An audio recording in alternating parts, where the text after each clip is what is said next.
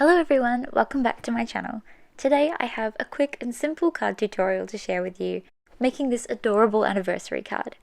One of my friends contacted me and asked if I could make a card for her to give to her partner. So the only real instructions she gave me was not too soppy, so this is what I came up with.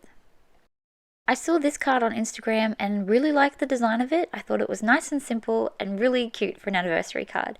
So I've kind of changed up the colour and the sentiment a bit to suit this couple a bit more.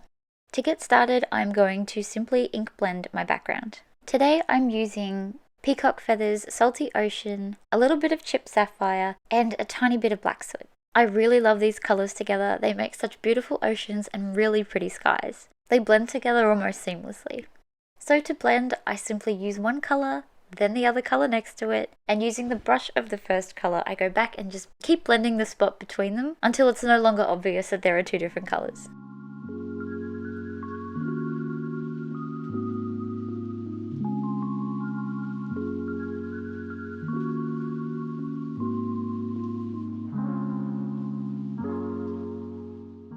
Once my ink blending was done, I sprinkled some clean water over the top to add a bit of texture.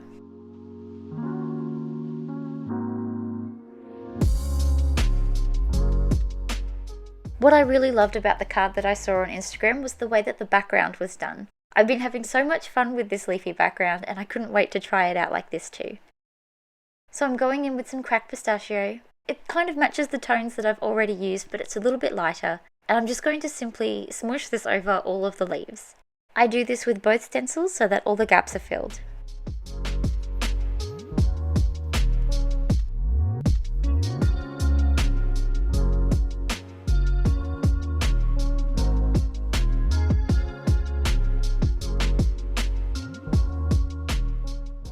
And that's what it looks like when it's done. The leaves are subtle, but they stand out just enough on that background, and it's just so pretty.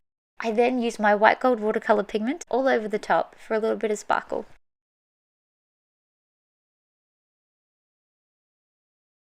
Now to add my sentiment. So today I'm going with a stamp by Pretty Pink Posh that says, "Life is better with you." I figured it's not too soppy, but it is really, really sweet. I did show just a little bit of this card on Instagram a little while ago, back when I was making it, and this is one of my bigger fails, I'd say. I seem to have a knack for saving the backgrounds that I destroy, which is a pretty cool talent to have, but I would much prefer the talent of not destroying my backgrounds in the first place. So what happened was I was just a little too eager to get this stamp done. My background is really heavily inked. There is a lot going on, there's a lot of colours, a lot of layers, and it was probably nowhere near dry, but I had a few spare minutes and this card had to be made, so I was in a bit of a rush, which never works in my favour. And I used a lot of powder. As you can see, I rarely forget my powder these days, but unfortunately I think the background was still so inky and wet that it either just absorbed some of the powder or just totally ignored the fact that it was there. And all of my embossing powder got stuck. It stuck nicely to the sentiment, but then it also stuck all over the background on my leaves that was still a bit damp. So this was devastating, and I thought, no way, do I have either the time or the patience to remake this background? It was so pretty, and you know when you try to make something again after a mistake and it just never turns out the same. So I was really upset that I'd have to do that, but lucky I was able to save it. I took this whole piece over to my sink and brushed all of the embossing powder off the leaves and off the sentiment. All that was left was, I guess, a really faint mark from the sentiment. You could kind of see that the sentiment was there, but it was clear and it didn't really stand out very much. So then I used my heat tool and I just sat there with my heat tool on my paper for ages until I was confident that it was completely dry, and then I tried again with the embossing. And that time it worked and I managed to save that beautiful background.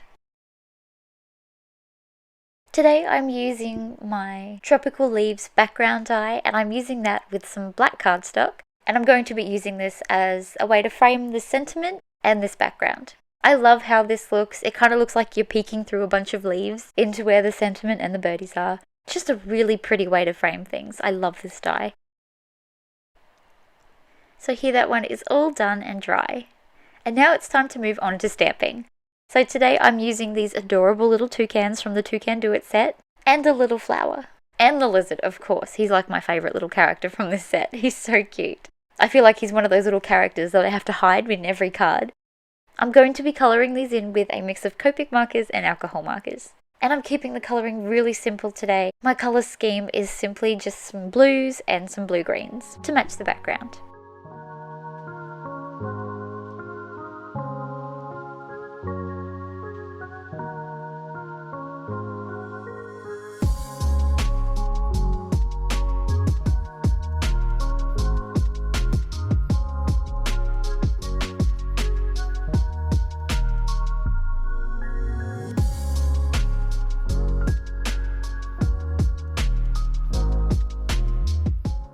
So my camera died for part of the colouring today, so I thought I would just show you a little bit of me cutting my images out.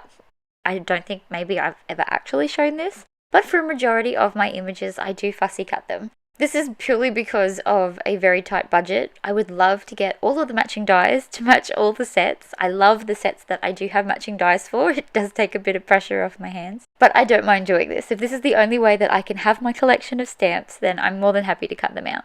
Maybe one day I'll go back and collect some dies, but I don't know. I feel like I can kind of get away with it. I feel like if you look at my cards really close, you can tell that I've cut them out, but for the most part, I feel like I'm pretty neat. But I'd love to know, do you have matching dies for all your sets? Do you ever fussy cut anything out? I also have a scan and cut, but that is a long story, and my scan and cut and I, after a couple of years, we're still not on speaking terms. I will make up with that machine one day, but yeah, today's not that day. I'm thinking I should maybe craft a doghouse for that scan and cut. It wronged me.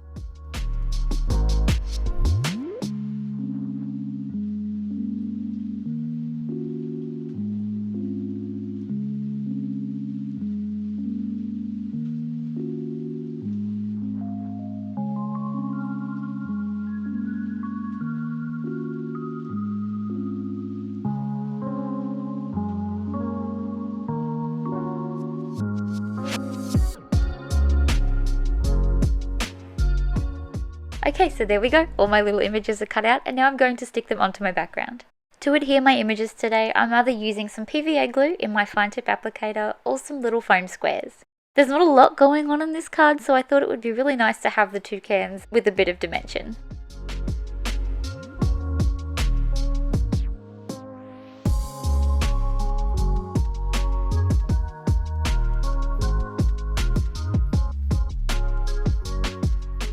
I'm going to be sticking the flower in this little toucan's beak as if he's bringing the flower over to his little friend. Not too sloppy, I hope.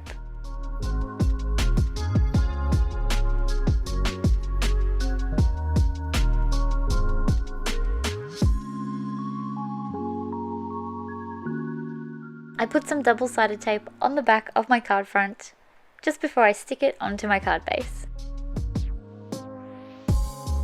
And there we have it, this card is complete. I'm so glad I managed to save that background. This card turned out really pretty. I hope the recipient loves it.